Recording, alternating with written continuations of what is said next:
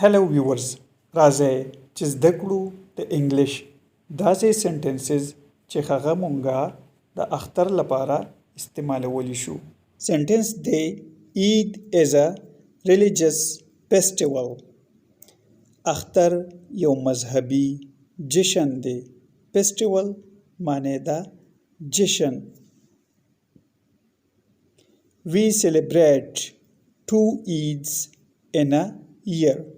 مونږه په کال کې دوه اختره مناوو یا لمانځو. One is Eid al-Fitr and other is Eid al-Azha. Eid al-Fitr means ورکوټی اختر. Eid al-Azha means غټ اختر. On Eid morning we take a bath. د اختر په سحر مونږه لامبو. We wear new clothes on Eid. مونږ د اختر په ورځ نوې کپړې اچو. It is a day of joy for Muslims. دا د مسلمانانو لپاره د خوشحالۍ ورځ ده. Muslims. We offer Eid prayer and play ground. د اختر مونځ مونږ د لوبو په میدان کې ادا کړو. We eat tasty dishes on Eid day. مونږ د اختر په ورځ خوندور خواړه خورو. We get gifts on this day. مونږه په دې ورځ ډالۍ ترلاسه کوو. Gifts ډالۍ. Have a nice Eid day. د اختر ورځ مو بختوره شه. Have a nice Eid day. Sentence دی Enjoy your Eid's days. د اختر ورځې مو ښې تیرې کړې. Enjoy مزه ترې واخلئ.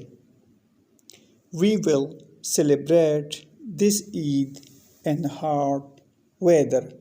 مونږ به دا اختر په ګرم موسم کې مناوو.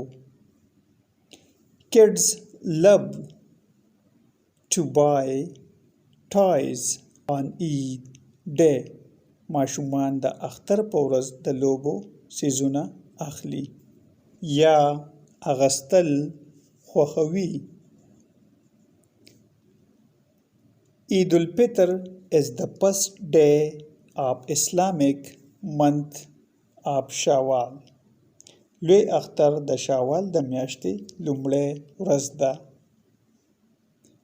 People go to Eid prayer in the morning. خلک سحر د اختر مونځ ته په جمع راځي. In this prayer, Muslims pray for the entire world to stay in peace. په دې مونځ کې مسلمانان د ټولو لپاره دعا کوي چې نړۍ یعنی دنیا په امن کې پاتې شي. People love to visit their relatives, friends and neighbors. خلک د خپلو خپلوانو یا ملګرو یا ګاونډیانو لیدلو سره مینه لري. Sentence دی On this day, the whole family and community come together. په دې ورځ ټولې کورنۍ او ټولنه سره راشي. People help those in need and the poor. خلک د ضرورتمندو او د غریبانو سره مرسته کوي. ویورز چینل سبسکرایب کړئ، لایک کړئ او شیر کړئ دا ویډیو. Thanks for watching.